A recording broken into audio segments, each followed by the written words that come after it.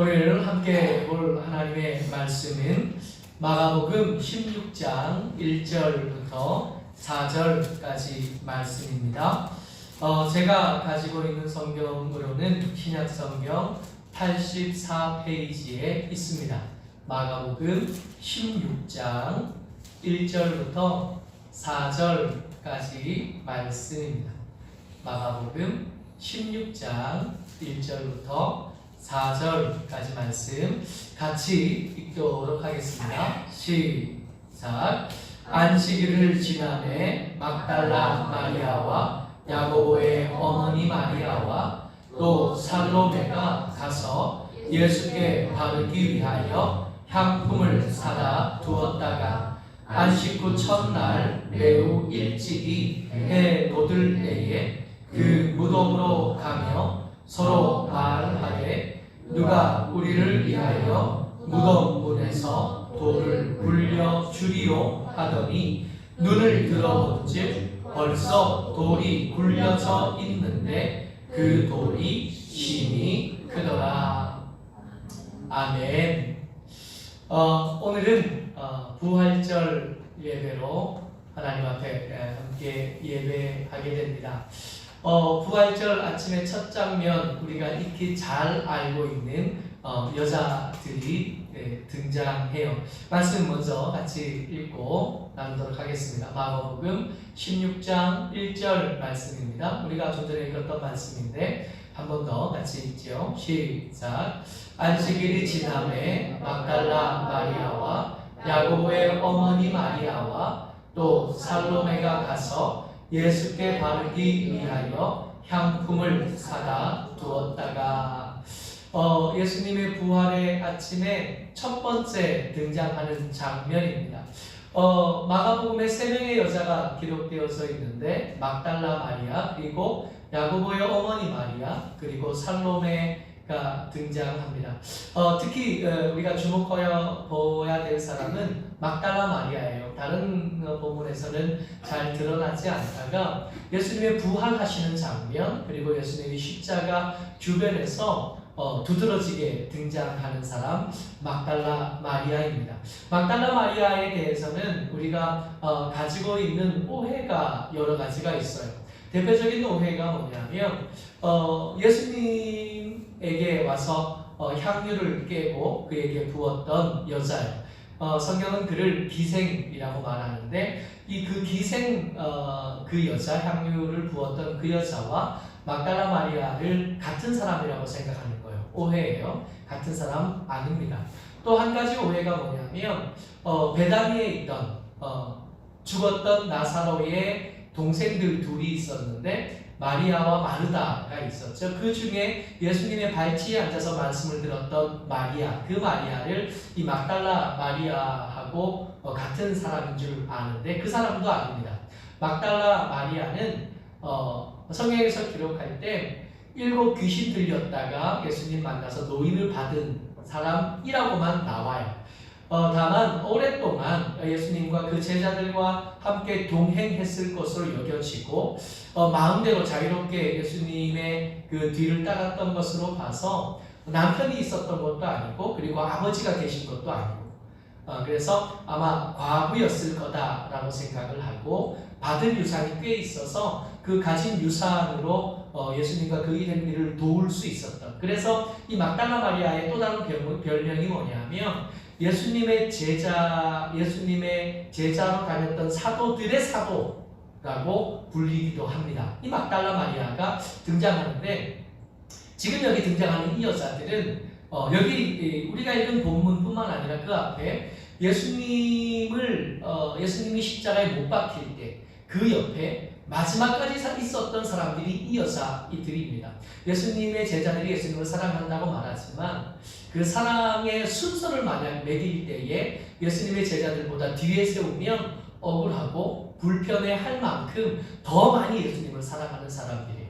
예수님께서 십자가에 못 박히시고 그렇게 고난당하시고 그 피와 물을 다 쏟으시면서 운명하실 때 그 옆에 있었던 사람들, 막달라 마리아와 다른 마리아들 뿐만 아닙니다. 예수님께서 십자가에서 돌아가시고 난 뒤에 아리마대 요셉이 등장해서 예수님의 시신을 요구하고 한 번도 쓰지 않은 새 무덤에 장사 지내잖아요.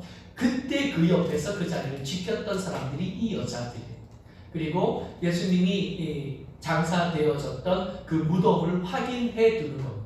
그리고 그 밤을 지나고 토요일날 안식일이 다 끝날 때까지 잠잠히 기다리다가 안식일이 끝나는 토요일 저녁에 향품을 사러 길거리를 헤맸던 사람들, 이 여자들이에요. 왜요? 사랑하니까. 예수님 사랑하니까. 그리고 드디어 아침이 됩니다.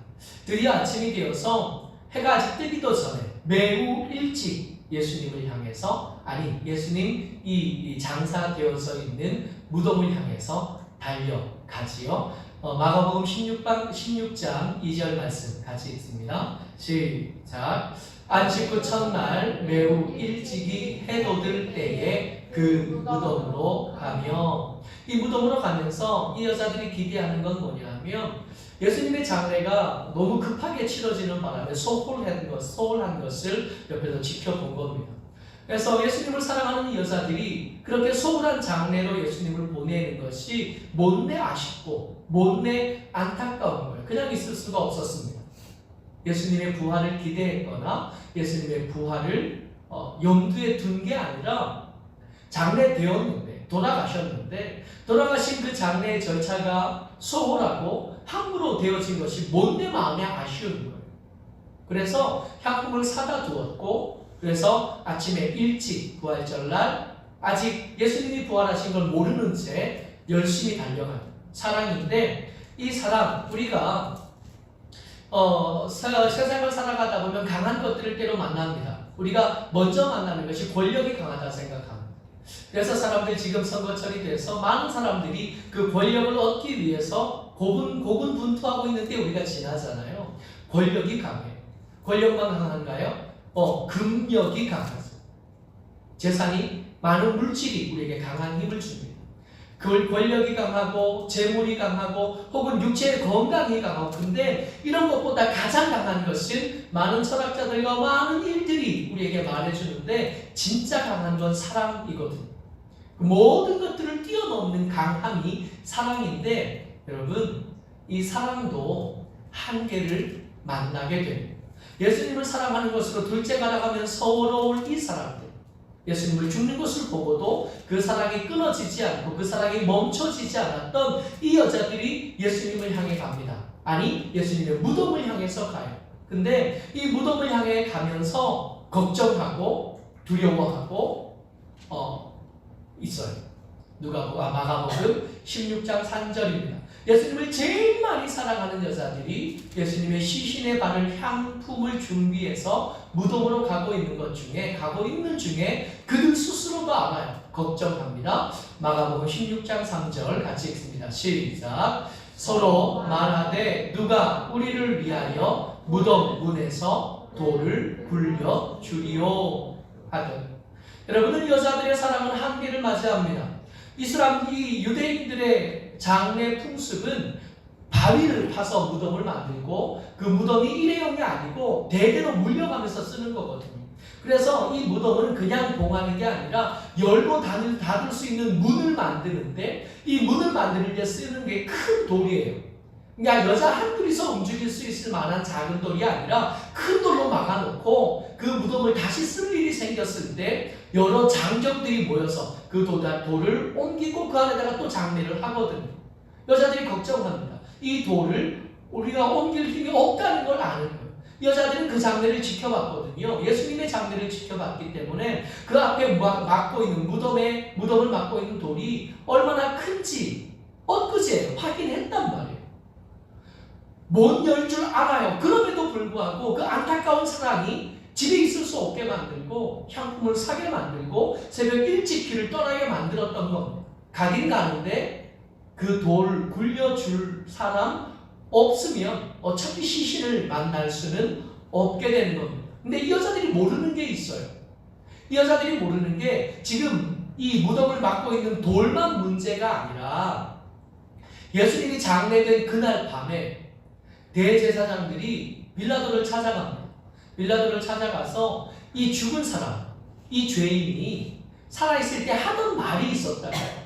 그 하던 말이 뭐냐면 이 죽은 사람, 이 죄인이 살아있을 때 나는 죽은 뒤에 3일 만에 살아나게 될 거다라고 때때로 말하고 다녔는데, 만약에 제자들이 그 시신을 훔쳐가게 되면 이 죄인이 죽은 것으로 일이 끝나는 게 아니라 그 뒤로 더 큰 일이 벌어지게 될 게 두려우니까 이 돌 못 움직이도록 봉인해 놓을 필요가 있다.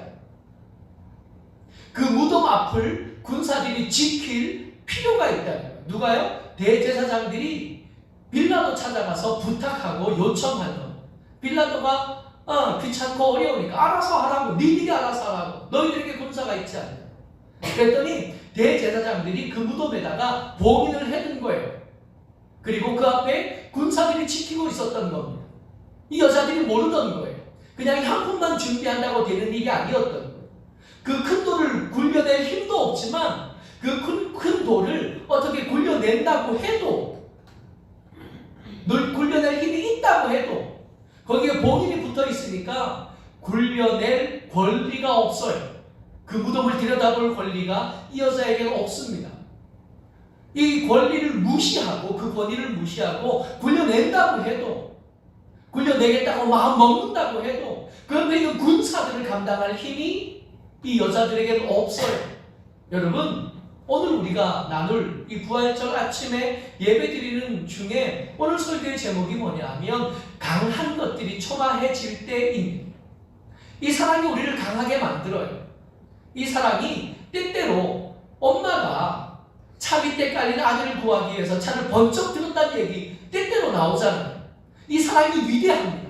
사랑이 강해요. 그러나 그 강한 사랑도 죽음 앞에 섰을 때 그 죽음에게 아무것도 하지 못하는, 그 사랑이 깊으면 깊을수록 슬픔만 더 커져가지 그 사랑으로 이 죽음을 해결할 수 없는 거예요. 사랑이 참 강하지만 이 죽음이라는 한계를 만났을 때 그 사랑은 얼마나 초라해지는지, 그 사랑은 얼마나 허무해지는지만 우리가 알고 경험하게 되는 또 다른 강한 것들이 있는데, 그 강한 게 뭐냐? 믿음이 강해. 이 믿음이 강한데 여러분, 이 강한 믿음도 말입니다. 이 강한 믿음도 이 사망 앞에 섰을 때 얼마나 초라해질 수 있는지 우리는 성경을 통해서, 예수님을 따라다니던 그 제자를 통해서 발견할 수 있게 됩니다. 마가복음 16장 10절이에요.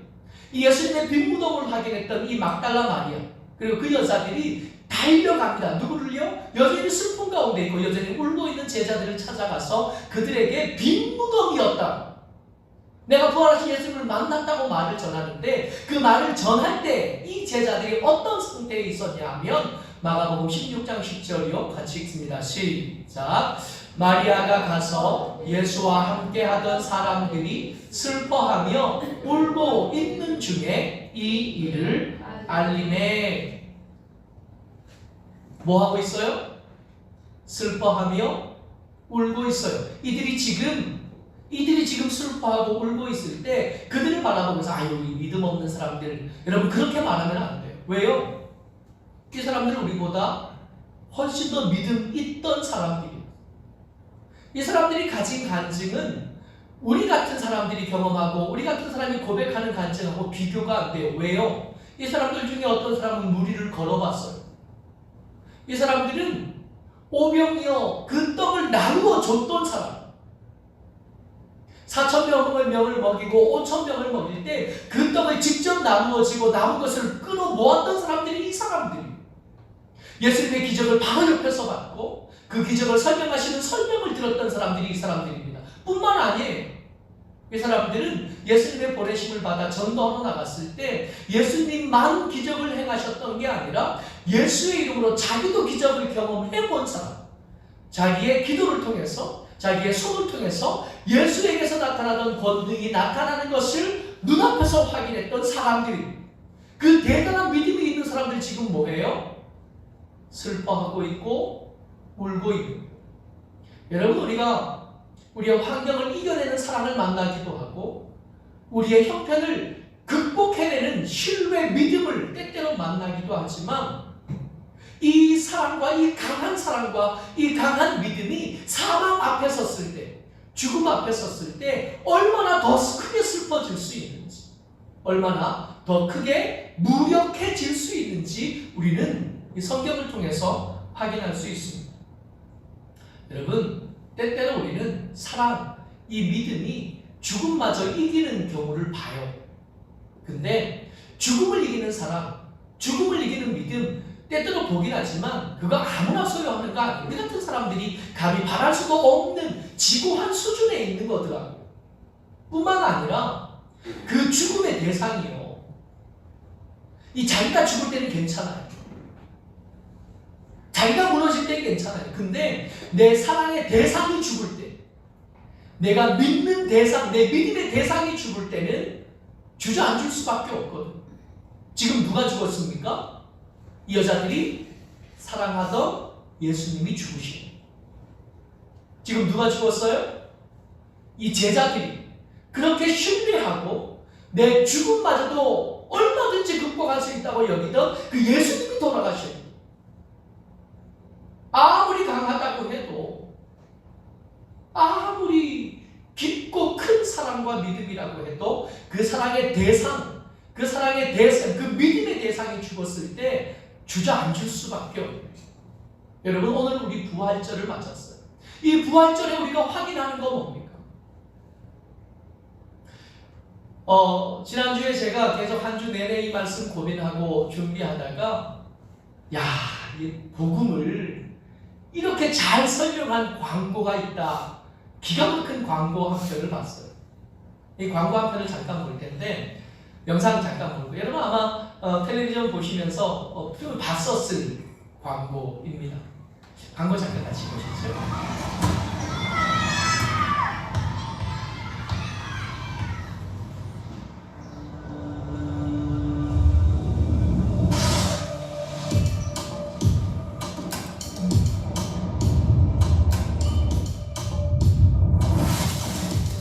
블랙 테두리에 가려진 TV의 한계를 넘어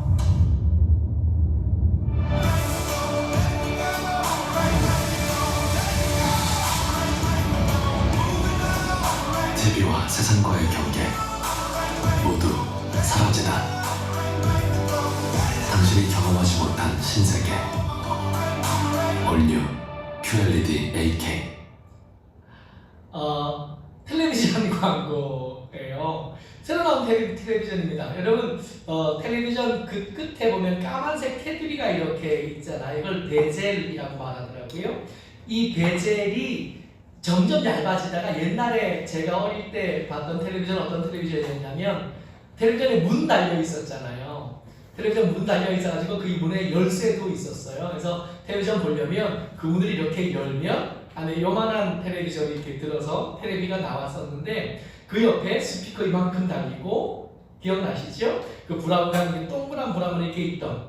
근데 이게 납작해지더니 이제는 뭐가 없어졌냐 하면 그 옆에 베젤, 그 까만 게 없어졌대요. 그래서 이 텔레비전 선전하면서 내건 슬로건이 뭐냐면, 블랙 테두리에 가려진 TV의 한계를 넘어. 이쯤 하면 이 삼성에서 제가 광고를 좀 받아도 될 것 같은데, 블랙 테두리에 가려진 TV의 한계를 넘었대요. 이게 없어진 거예요. 여러분, 우리가 이 부활절에 묵상해야 될 것은, 죽음이 진짜 우리의 한계가 맞나? 이 죽음 때문에 우리가 그동안 가지고 있던 예수를 향한 사랑을 이제는 기쁨 없는 슬픔으로만 채워야 돼요. 이제 더 이상 그를 신뢰할 수 없게 된 게 아니라 그가 죽었으니까. 근데 예수님의 이 십자가에 대해서, 예수님의 부활에 대해서 이 유대인들이 오랫동안 들어왔고 같이 공부해왔던 구약 성경의 이사야 25장 8절의 말씀에 이 십자가와 이 부활에서 뭐라고 말씀하시냐 하면, 같이 읽습니다. 시작. 사망을 영원히 멸하실 것이라. 주 여호와께서 모든 얼굴에서 눈물을 씻기시며 자기 백성의 수치를 온 천하에서 제하시리라. 뭐라고 말씀하셔요? 사망을 영원히 멸하실 것이에요. 그래서 예수님이 돌아가신 것 때문에 그 사랑이 내 사랑이 슬퍼질 수밖에 없었던, 그래서 울 수밖에 없었던 그 눈물을 씻겨내실 거래요. 그 끝을 잘못 설정해 두었거든요. 예수님이 돌아가시고 나니까 그동안에 가지고 있던 믿음은 허무한 거였어요. 그래서 그것을 배신할 수도 있었고 배반할 수도 있었고 버릴 수도 있었던 그 백성들의 수치스러움, 그것들을 없애버리시겠다고 말씀하시는 겁니다. 이 부활절날 사망의 테두리에 가려진 인생의 한계를 넘는 것, 죽음이 끝인 줄 알았잖아요. 그 죽음이 지나고 나면 아무것도 없는데, 마치 아까 광고 속에 축구하던 공을 차던 아이가 그 공이 그 어두운 밖으로 넘어가니까 더 이상 쫓아가지 못했던 것처럼 그렇게 살던 우리가, 자전거를 타는 아이가 그 검은 어두운 곳의 한계에 다다르니까 더 이상 가지 못하고 돌아설 수밖에 없었던 그것이 없어진 날 부활절. 그 치타가 열심히 달리다가 멈춰서 물러설 수밖에 없었던 그 한계, 우리가 생각하고 있던 마지막이라고 생각하던 그 죽음이 사실은 마지막이 아니라 지나가는 과정일 뿐이었다는 것을 예수님께서 직접 돌아가셨다고 부활하신 뒤에 확인시켜 주신, 이게 부활절.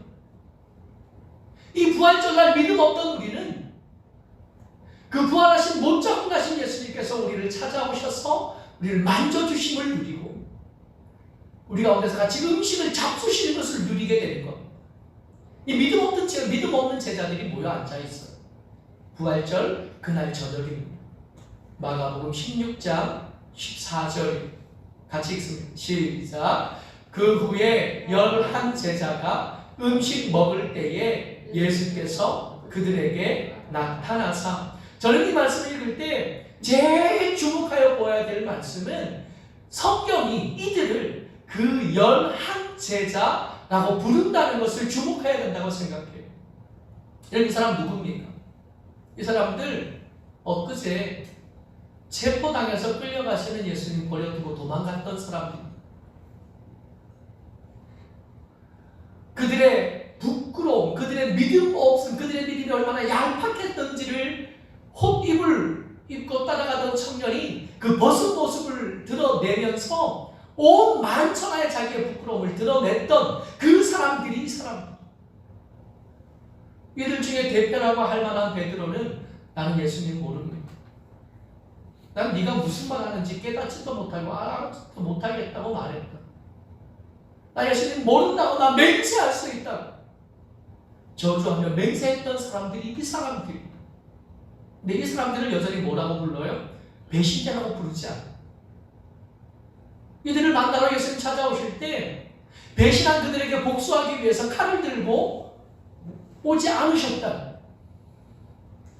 부활절날 여러분들과 제가 해야 되는 일이 뭐냐면 못난 제자들을 포기하지 못하시는 스승을 다시 만나는 날이 부활절.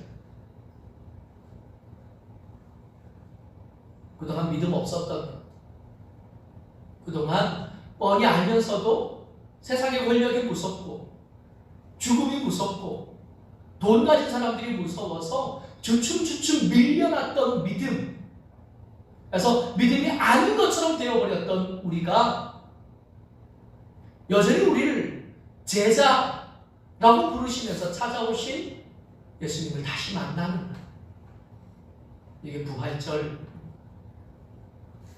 말씀 계속해서 같이 읽습니다. 시작. 그들의 믿음 없는 것과 마음이 완악한 것을 꾸짖으시니 이는 자기가 살아난 것을 본 자들의 말을 믿지 아니함일러라. 여러분, 이들이 얼마나 고집이 셌냐 하면 이들에게 예수님이 부활하셨다는 소식을 전해주는 사람들이 있었잖아요. 먼저 마리아가 찾아왔었죠. 얼마나 급히 달려왔을까요?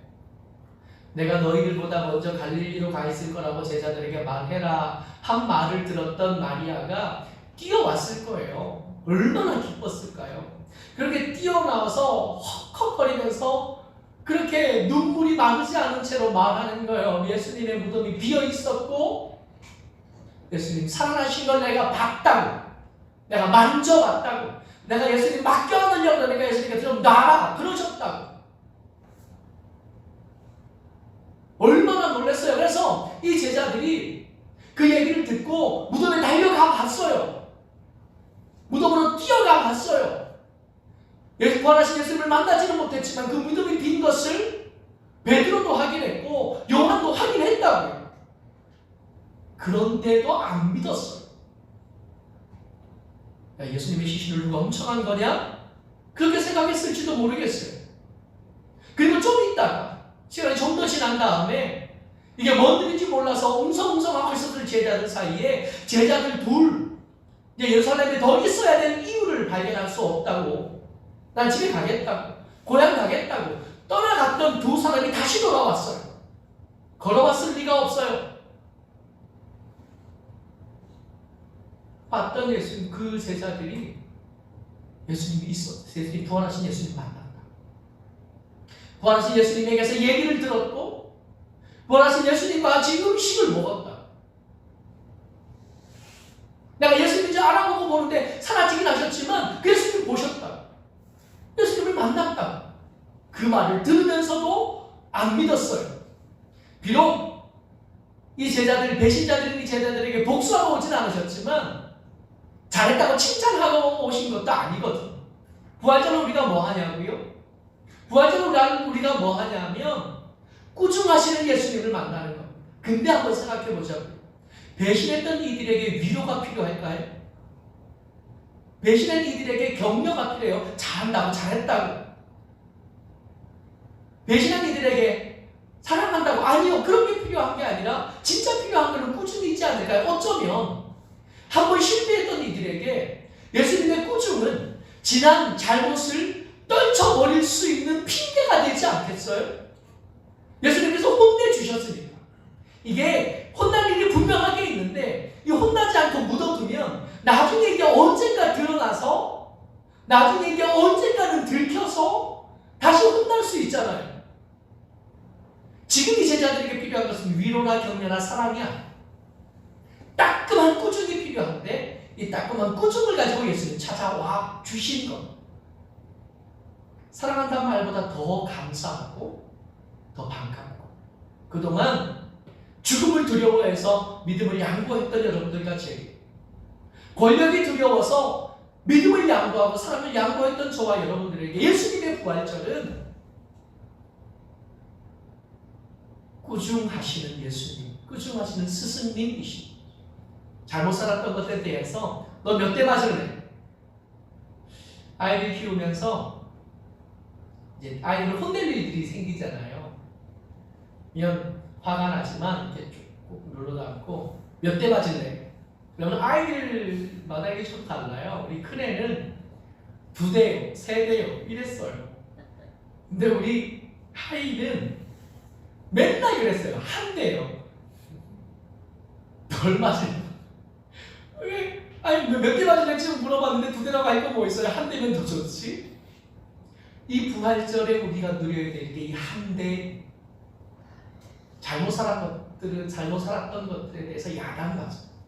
그리고 그것으로 씻어버리고, 그것들로 지워버리고, 믿음을 다시 회복하기로 결정하고, 사랑을 다시 회복하기로 결정하고, 다시 사랑하기를 결정하고 시작하는 날, 그게 부활절인 겁니다. 여러분 기억하셔야 돼요. 죽음이 두렵지만 그것이 끝이 아니라 부활하신 예수님께서 보여주신 것처럼 지나가야 될 과정입니다. 그게 맞다면, 그게 진짜라면 죽음을 기준으로 해서 계획하고 준비했던 것들 다 바꿔야 되지 않겠어요? 끝난다고 생각하고 이것들 여기까지만 하면 이만큼 준비했을 거 아니에요?